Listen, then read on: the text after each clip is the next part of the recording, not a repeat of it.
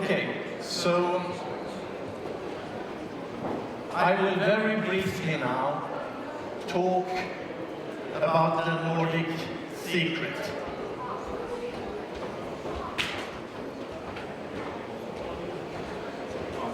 The Nordic secret is the story about how all the Nordic countries managed a very rapidly development of their societies 150 years ago. It is easy to forget that the Nordic countries 150 years ago, at the end of the 1800s, were among the poorest countries of Europe. People were starving. People were emigrating en masse to the United States. During the last decades of the 1800s, up to 30% of the work population emigrated to the US.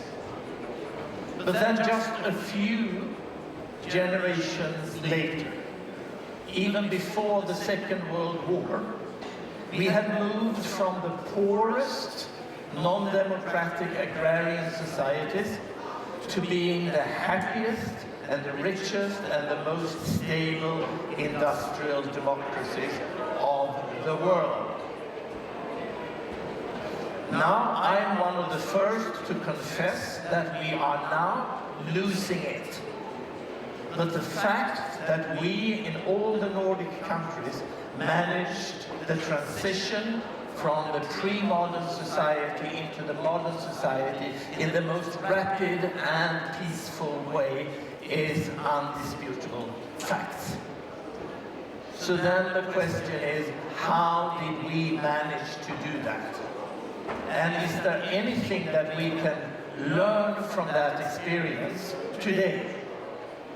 Either in the world generally, where we are going through this rapid societal transformation at the moment, or is there anything that we here in Ukraine can learn from this Nordic experience?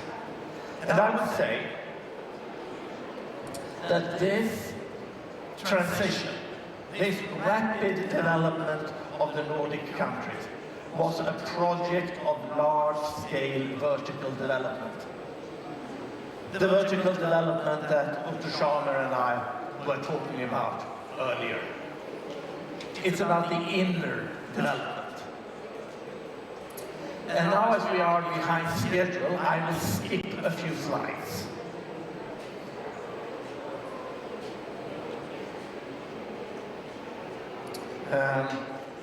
And give the word to my colleague and friend, Jan Artem Henriksson, who has been teaching at the Stockholm School of Economics for many years, teaching inner development and self-leadership.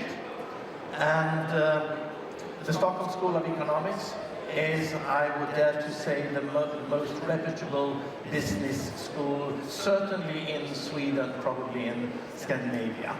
So, Jan, if you would please come up and talk a little bit about the inner development from a personal point of view, but also from a cultural point of view, both business culture point of view and societal culture.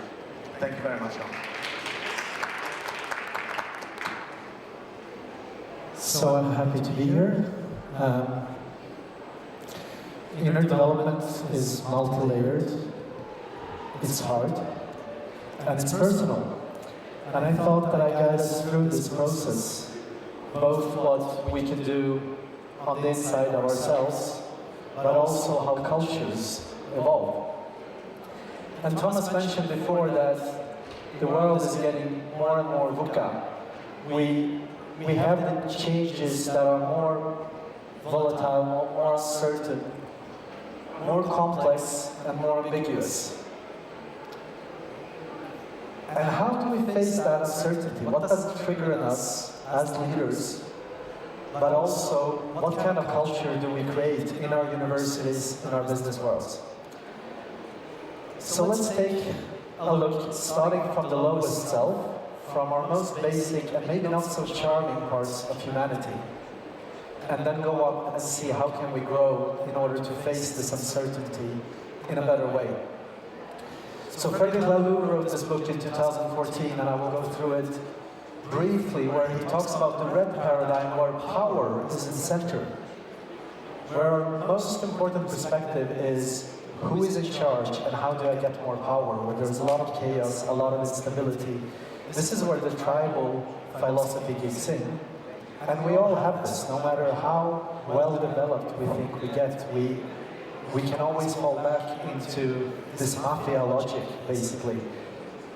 Trying to navigate the complexity by basically three mechanisms. When we get really stressed, either we get very controlling and very certain, and we try to take control over the situation, or the opposite, we try to avoid that situation and take care of the relationship and just avoid the conflicts, or protect ourselves and withdraw and complain and blame others and say, this is not functioning, I told you this was a bad idea.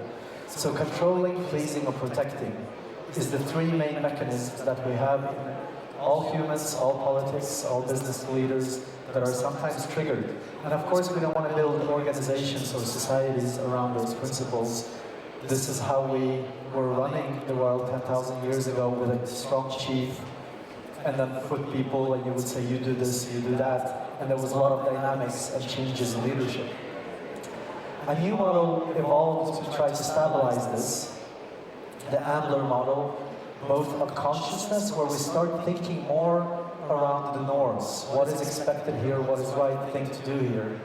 But also we try to balance this very strong dynamics by putting structures and having rigid roles and organizations like the Catholic Church or many of the educational systems. And of course this removes some of this chaos, but it also creates bureaucracy. It creates that this system will always be a bit old.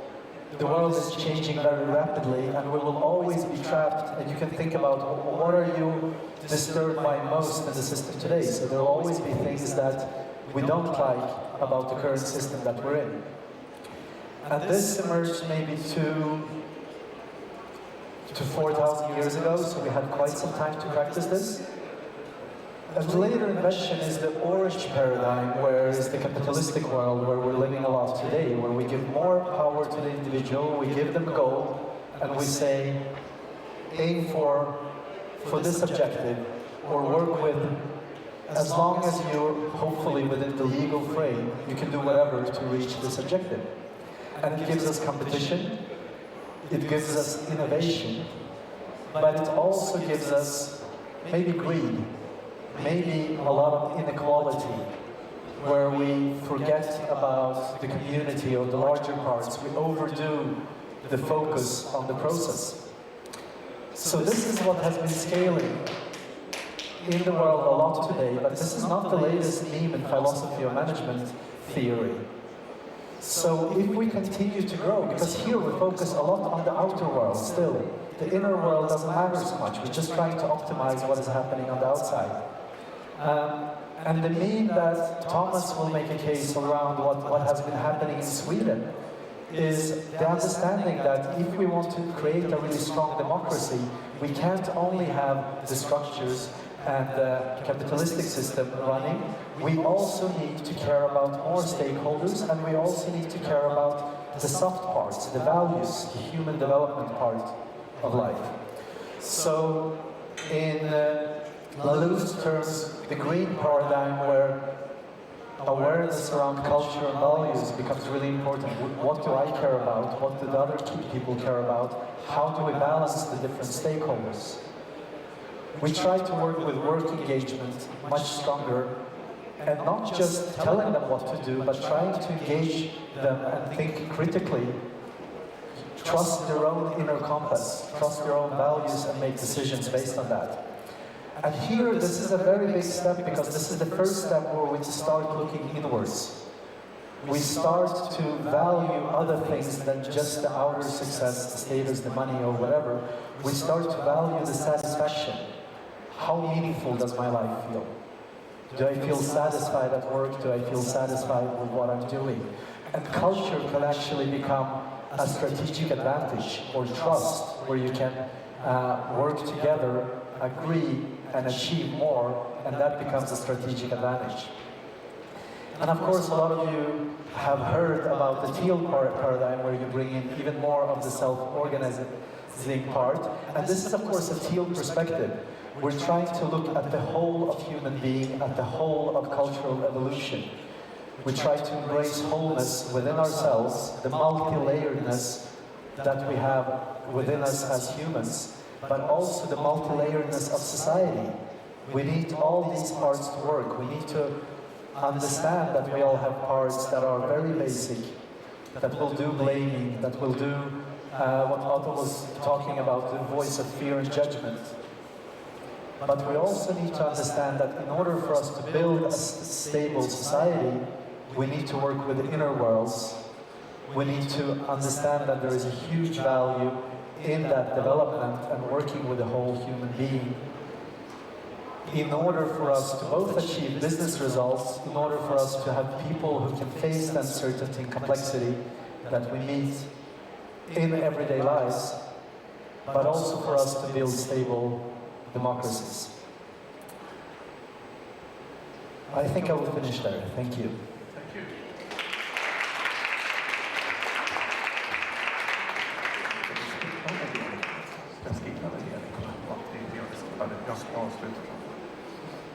Okay, so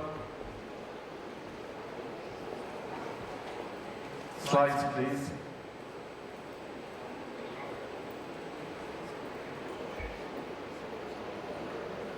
So then back to the Nordic secret.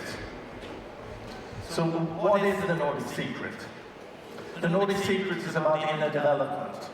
And the first question we should ask, what is there actually special about the Nordic countries today?